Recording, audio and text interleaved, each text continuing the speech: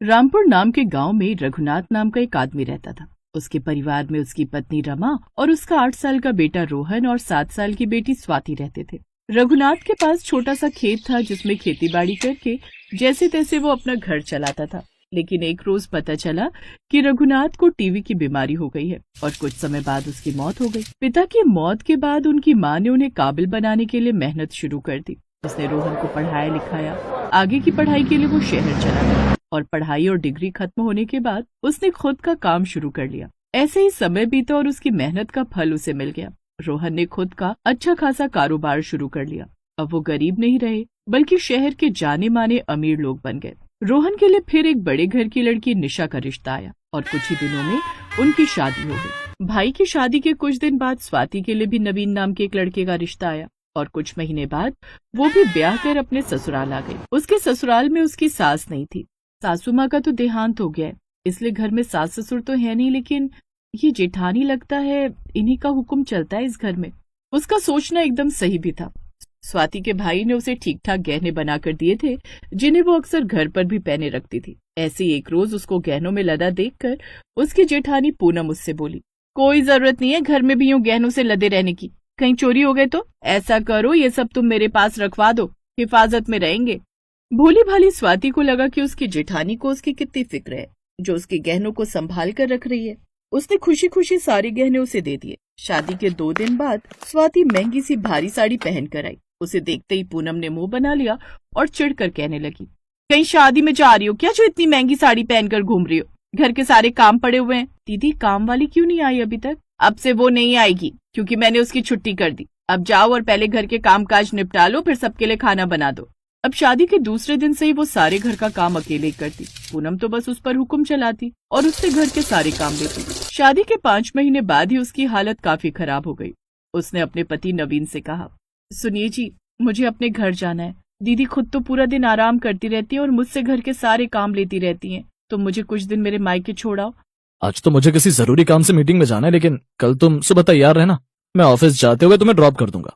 अगले दिन स्वाति सुबह जल्दी तैयार हो गई। उसे तैयार देख पूनम ने पूछा, अरे आज तो न चाय न नाश्ता, और ये क्या, ये तैयार होकर कहाँ जाने की तैयारी हो रही है? वो दीदी मैं अपने घर जा रही हूँ, सोचा कुछ दिन रह आऊं। शादी के बाद ना मायके वालों से ज्यादा लाड ना रखो तो ही ठीक रहता है, और तुम मायके चली गई तो फिर यहाँ कौन संभालेगा? खैर जाना है तो जाओ। स्वाति घर का सारा काम खत्म कर देती है और उदास होकर अपने कमरे में बैठ जाती है। क्या हुआ स्वाति, तुम इतनी परेशान क्यों? पता नहीं दीदी मुझसे क्या चाहती हैं। न ठीक से खाने देती हैं, न रहने देती हैं और न ही कहीं जाने देती हैं। ऊपर से मेरे आते ही काम वाली को भी हटा दिया। अच्छा बाबा, अभी तुम शांत हो जाओ, मैं भैया से इस बारे में बात करूंगा। अगले दिन नवीन ने इस बारे में अपने बड़े भाई से बात की।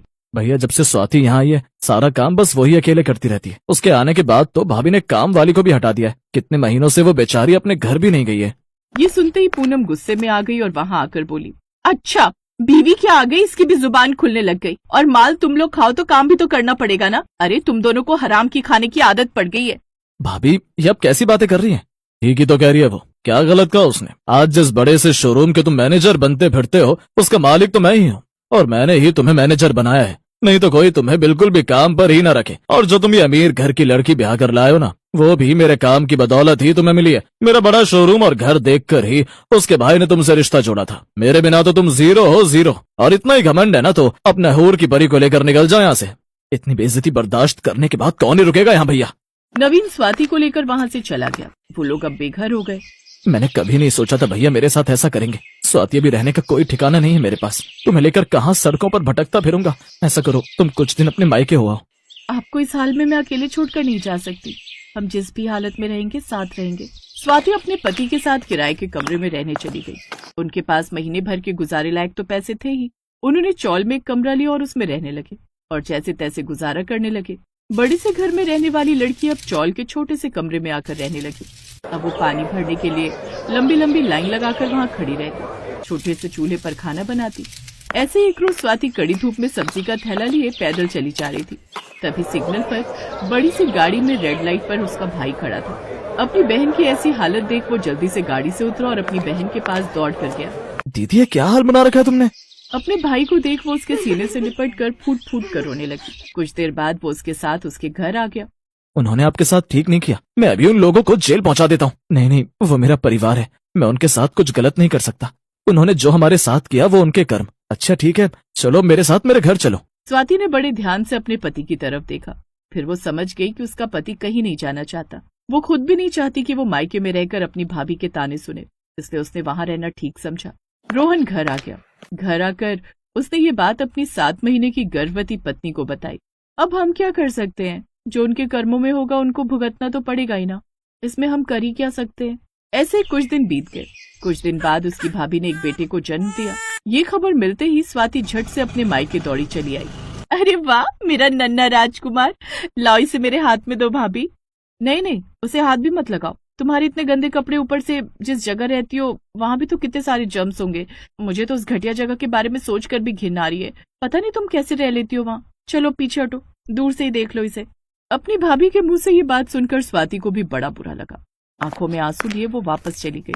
आ गई, मिलाई नन्हे राजकुमार से। स्वाति ने रुंधे हुए स्वर में हामी भर दी। हाँ, अच्छा तुम्हें कहीं नौकरी मिली? वो दोनों ये बात कर ही रहे थे कि तभी रोहन के पास नौकरी के लिए फोन आ गया।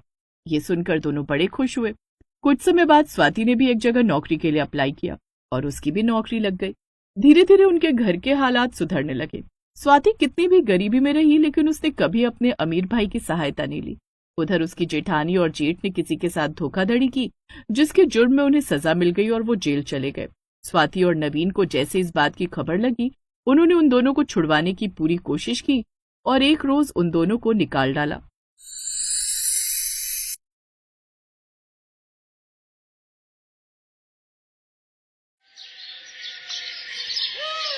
निधि और प्रीति के पिता शहर में मजदूरी करते थे और उनकी माँ घर संभालती थी। वो दोनों बहुत छोटी थी जब उनके माता पिता उन्हें काम की तलाश में अपने साथ शहर ले आए थे। शहर में वो सब एक किराए के कमरे में रहते थे। मदन ने दोनों बेटियों को सरकारी स्कूल में पढ़ने के लिए डाल दिया था। सब कुछ ठीक चल रहा था। ऐसे ही कई साल बीत गए और फिर एक रोज मदन को लकवा मार गया। उसे सरकारी अस्पताल ले जाया गया। वहां डॉक्टरों से जितना हो सका उन्होंने उसका इलाज किया। इसके बाद उन्होंने मदन को छुट्टी दे दी। एक दिहाड़ी मजदूर ने जब बिस्तर पकड़ लिया तो घर के हालात भी बुरी तरह चरमरा गए। जो भगवान की मर्जी, अब उसके आगे किसी का जोर कहाँ चलता है। सुनिए जी, आप दिल छोटा मत कीजिए, बस थोड़ी हिम्मत बांधे रखिए, देखना एक दिन सब ठीक हो जाएगा। मेरी तो कुछ समझ नहीं आ रहा उर्मिला, अब इतने बड़े शहर में हमारा गुजारा कैसे चलेगा। हमारी दोनों बेटियां बस अपनी 12वीं खत्म कर ले, फिर देखना सब ठीक हो जाएगा। निधि और प्रीति दोनों 12वीं की परीक्षा दे रही थी।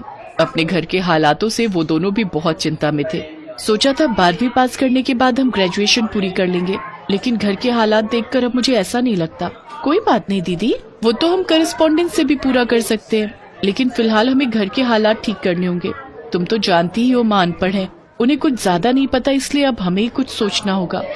ऐसे ही कुछ दिन बीत जाते हैं। दोनों 12वीं पूरी कर लेती हैं। उदास उर्मिला उन दोनों के पास जाती है। निधि, प्रीति, मुझे लगता है अब हम लोगों को गांव चले जाना चाहिए। आज सेठ जी आए थे, 3 महीने का किराया मांग रहे हैं। लेकिन माँ, हम बचपन से यहाँ रहे हैं और फिर हमारी पढ़ाई सब गांव में कैसे होगा? वो सब मैं नहीं जानती। मैंने कहा ना, गांव चलना है मतलब चलना है। निधि प्रीति ने काफी मना किया, लेकिन उर्मिला ने उनकी एक नहीं सुनी। अब गांव में आकर वो लोग अपनी झोपड़ी में रहने लगे, लेकिन दोनों बहनों को कुछ समझ नहीं आ रहा था कि वो अब आगे क्या करें। उन दोनों ने कई दिनों तक सोचा कि वो ऐसा क्या काम करे जो इस गांव वालों के लिए नया हो। बहुत सोचने के बाद उन दोनों बहनों ने छोले भटूरे बनाकर बेचने की सोची। मैंने गांव भर में घूमकर देखा है, यहाँ सिर्फ कल्लू हलवाई है जो केवल समोसे ही बनाकर बेचता है। उसके अलावा यहाँ किसी चीज की दुकान या ढाबा नहीं है, तो क्यों ना हम यहाँ छोले भटूरे बनाकर बेचें। वैसे आइडिया तो बुरा नहीं है, और तुम वैसे भी अच्छे छोले बना लेती हो और मैं भटूरे अच्छे बना लेती हूँ। क्यों बाबा, कैसा लगा हमारा आइडिया? जो वैसे विचार बहुत अच्छा है तुम्हारा, लेकिन तुम दोनों ये सब सामान कहाँ से लाओगे? दोनों बहनों ने ये तो सोच लिया कि अब उन्हें क्या करना है, लेकिन अब दोनों को इस बात की चिंता सताने लगी कि इन सब के लिए सामान कहाँ से आएगा। वो दोनों अपनी माँ के पास गई। देखो बेटी, तुम दोनों से कुछ नहीं छुपा। जो पैसे थे वो मैं शहर में सेठ को किराए के पैसे देकर आ गई, लेकिन हाँ, मेरे पास ये एक सोने की अंगूठी रखी है। तुम दोनों चाहो तो इससे शुरुआत कर सकती हो। फिर दोनों बहनों ने वो अंगूठी सुनार के पास गिरवी रखी और उससे मिलने वाले पैसों से उन्होंने जरूरत का सारा सामान खरीद लिया। फिर रात को ही सारी तैयारी कर ली और अगले दिन गांव के बस अड्डे के पास जाकर अपना ठेला लगा लेती हैं। और 30 रुपए छोले भटूरे की प्लेट बेचना शुरू कर देती हैं। 30 रुपए, 30 रुपए, आइए आइए, गर्मा गर्म छोले भटूरे खाइए। छोले भटूरे, ये नाम तो सुना सुना लग रहा है। हाँ, ये तो हमने शहर में खाया था जब मैं अपनी बहन के यहाँ गई थी।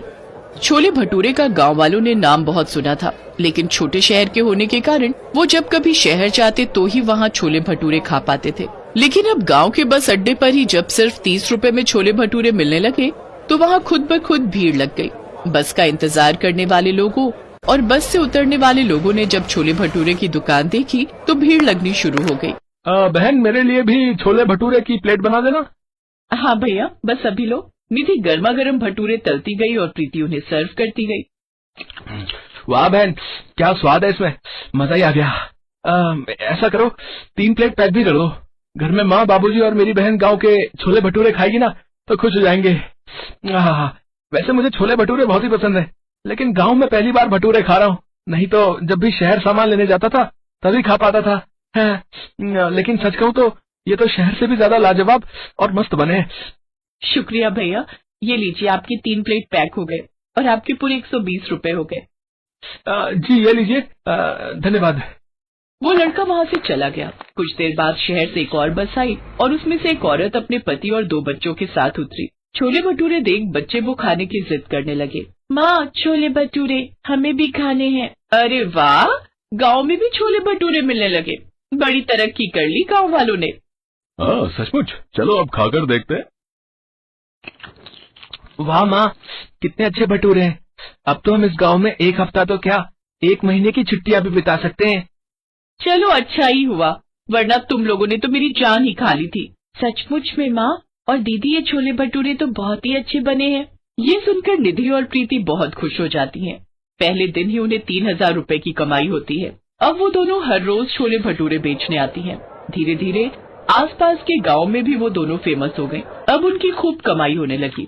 ऐसे ही उन्हें 1 साल बीत गया। अब उन्होंने अपनी माँ की गिरवी रखी अंगूठी भी छुड़वा ली, तो वहीं अपने पिता का इलाज भी महंगे बड़े अस्पताल में करवाने की ठानी। बच्चों, क्यों तुम मुझ पर इतने पैसे खर्च कर रहे हो? तुम इतनी मेहनत से पैसे कमाती हो।